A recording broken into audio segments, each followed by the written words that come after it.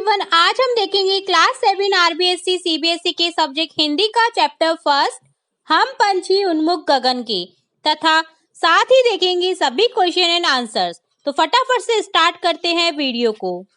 हम पंछी उन्मुख गगन के पिंजरबद्ध न गा पाएंगे, कनक तीलियों से टकराकर पुलकित पंख टूट जाएंगे।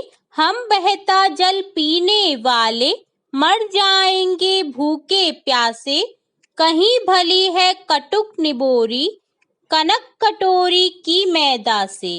इस कविता में शिव मंगल सिंह सुमन जी पंछी के माध्यम से मनुष्य जीवन में स्वतंत्रता के महत्व को दर्शा रहे हैं। कविता में पंछी अपनी व्यथा का वर्णन करता हुआ कहता है कि हम पंछी स्वतंत्र आकाश में उड़ने वाले हैं, अपना गान हम पिंजरों में नहीं गा पाएंगे। पिंजरा भले ही सोने का बना हो, हमारे आकाश में उड़ने वाले पंख इससे टकराकर टूट जाएंगे। हम बहता हुआ पानी अर्थात नदियों का पानी पीते हैं, हमारे लिए सोने की कटोरी में रखी हुई मैदा से कई भली नीम की कड़वी निबोरी है। हम भूखे प्यासे मर जाना पसंद करेंगे, न कि पिंजरे का गुलामी जीवन जीना। अब आगे का पद्यांश देखते हैं। स्वर्ण श्रृंखला के बंधन में अपनी गति उड़ान सब भूले, बस सपनों में देख रहे हैं तरुकी फुनगी पर के झूले। ऐसे थे अरमान की उड़ते, नीले नभ की सीमा पाने, लाल किरण सी चोंच खोल चुगते तारक अनार के दाने। कविता में पंछी कहते हैं कि हमें सोने के पिंजरे में बंद कर दिया गया है, इससे हम अपनी गति उड़ान सब भूल गए हैं। सपने में हम देखते हैं कि पेड़ों की ऊंची डालियों में हम झूल रहे हैं।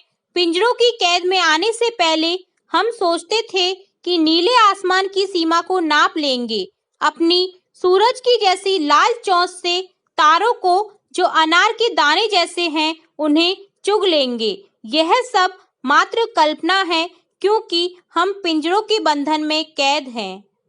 आगे पद्यांश है। होती सीमाहीन क्षितिज से इन पंखों की होड़ा होड़ी, या तो क्षितिज मिलन बन जाता या तंती सांसों की डोरी। नीड न दो चाहे टहनी का, आश्रय छिन्न भिन्न कर डालो, लेकिन पंख दिए हैं तो आकुल उड़ान में विघ्न न डालो। आगे कविता में पंछी कहते हैं कि यदि हम आजाद होते तो सीमाहीन आकाश की सीमा को पार कर लेते। हमारे पंखों की उड़ान से आकाश की क्षितिज की प्रतिस्पर्धा होती। इस प्रतिस्पर्धा में हम आकाश की ऊंचाइयों को माप पाते या हमारे प्राण पखेरु उड़ जाते। पंछी कहते हैं कि हमें भले ही रहने का स्थान मत दो, हमारे घोंसलों को नष्ट कर डालो, किंतु हम पंछी हैं, उड़ना ही हमारा काम है। अतः हमारे नैसर्गिक अधिकार अर्थात उड़ने में बंधन मत बांधो। अब हम देखते हैं इस चैप्टर का अभ्यास कार्य। सबसे पहले है कविता से। क्वेश्चन फर्स्ट है, हर तरह की सुख सुविधाएं पाकर भी पक्षी पिंजरे में बंद क्यों नहीं रहना चाहते? आंसर है, हर प्रकार की सुख सुविधाएं पाकर भी पक्षी पिंजरे में बंद नहीं रहना चाहते, क्योंकि उन्हें वहां उड़ने की आजादी नहीं है। वे तो खुले आसमान में ऊंची उड़ान भरना, नदी झरनों का बहता जल पीना, कड़वी निबोरियां खाना, पेड़ की ऊंची डाली पर झूलना, कूदना, फुदकना, अपनी पसंद के अनुसार अलग अलग ऋतुओं में फल के दाने चुगना और क्षितिज मिलन करना ही पसंद है। यही कारण है कि हर तरह की सुख सुविधाओं को पाकर भी पक्षी पिंजरे में बंद नहीं रहना चाहते। नेक्स्ट क्वेश्चन सेकंड है, पक्षी उन्मुक्त रहकर अपनी कौन कौन सी इच्छाएं पूरी करना चाहते हैं? आंसर है, पक्षी उन्मुक्त रहकर अपनी इन इच्छाओं को पूरा करना चाहते हैं। क, वे खुले आसमान में उड़ना चाहते हैं।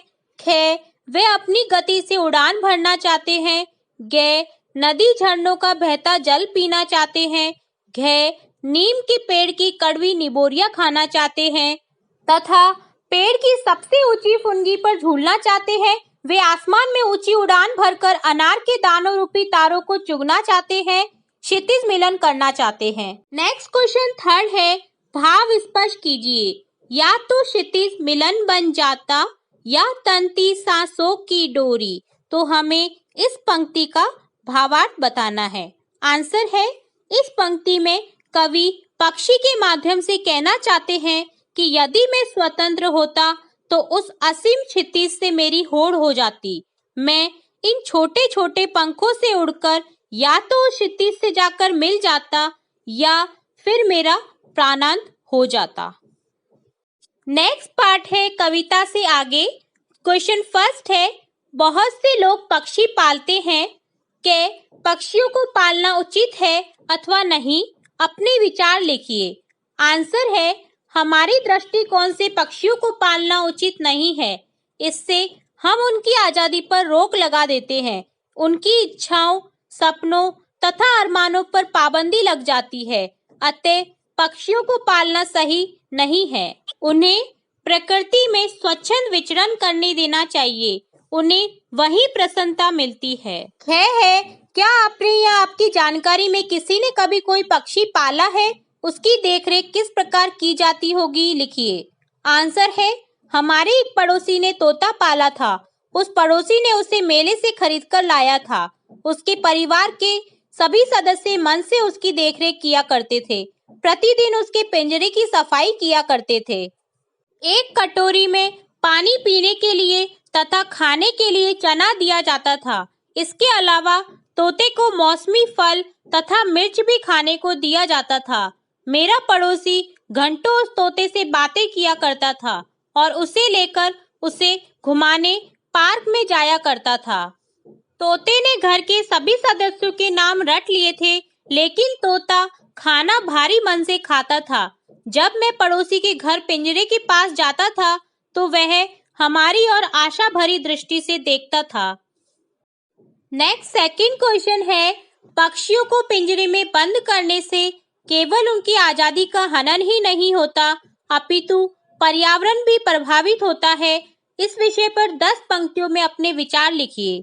आंसर है, पक्षियों को पिंजरे में बंद करके उनकी आजादी का हनन होता ही है, क्योंकि उनकी प्रकृति है उड़ना।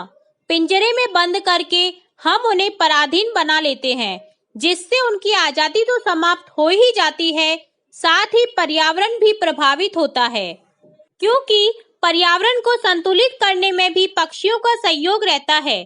पक्षी आहार श्रृंखला को नियमित करते हैं। जैसे घास को टिड्डा खाता है, टिड्डे को पक्षी खाते हैं, और यदि पक्षी न हो तो टिड्डों की संख्या अत्यधिक हो जाएगी जो फसलों को नष्ट कर देंगे, और यदि टिड्डे न हो तो घास इतनी बढ़ जाएगी कि मनुष्य परेशान हो जाएगा। नेक्स्ट पार्ट है अनुमान और कल्पना। क्वेश्चन फर्स्ट है, क्या आपको लगता है कि मानव की वर्तमान जीवन शैली और शहरीकरण से जुड़ी योजनाएं पक्षियों के लिए घातक है? पक्षियों से रहित वातावरण में अनेक समस्याएं उत्पन्न हो सकती हैं। इन समस्याओं से बचने के लिए हमें क्या करना चाहिए? उक्त विषय पर वाद विवाद प्रतियोगिता का आयोजन कीजिए।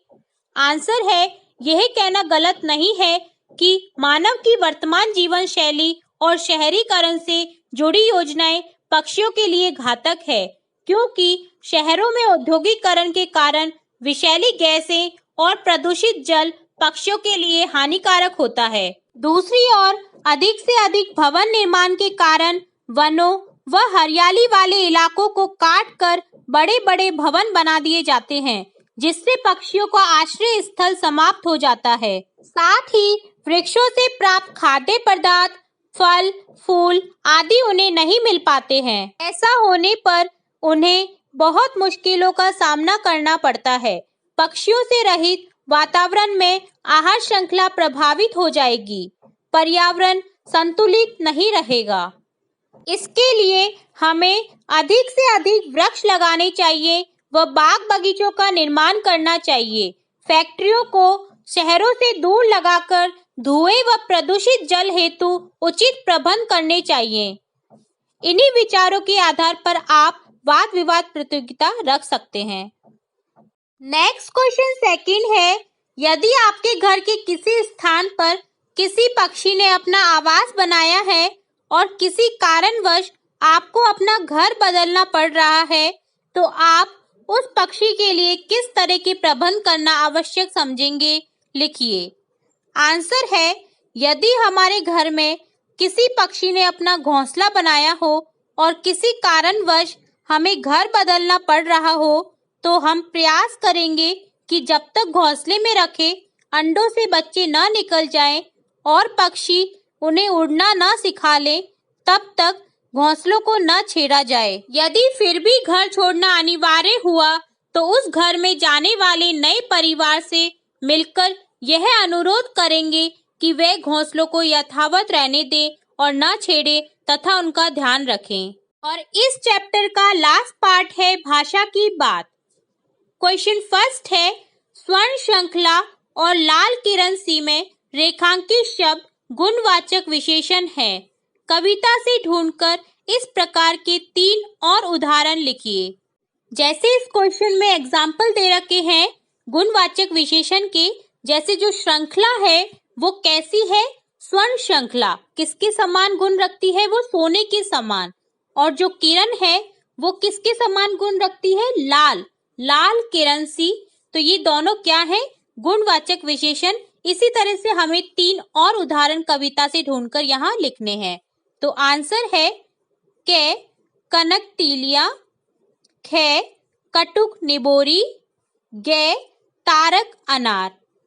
कनक तीलिया जिसका अर्थ होता है तीलिया जो कि एक सोने के समान है, निबोरी जो कि कैसी है? कटुक, कटुक यानी कड़वी, और अनार जो कि किसके समान है? तारों के समान। नेक्स्ट क्वेश्चन सेकंड है, भूखे प्यासे में द्वंद्व समास है। इन दोनों शब्दों के बीच लगे चिन्ह को सामासिक चिन्ह अर्थात डैश कहते हैं। इस चिन्ह से और का संकेत मिलता है, जैसे भूखे डैश प्यासे। तो जो भूखे डैश प्यासे है, इसमें डैश की जगह क्या आ जाएगा? सामासिक विग्रह करेंगे तो भूखे और प्यासे लिखेंगे। इसी प्रकार के 10 अन्य उदाहरण खोजकर लिखिए।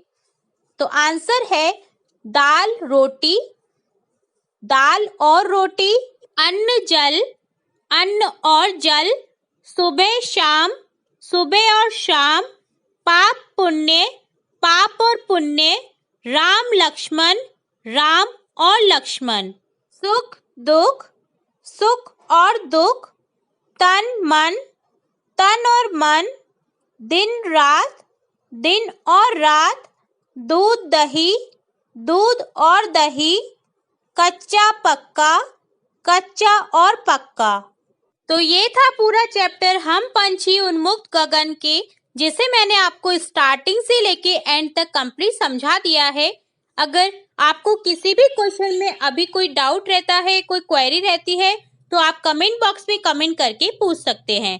तो हम फिर मिलते हैं नेक्स्ट वीडियो में नेक्स्ट चैप्टर के साथ।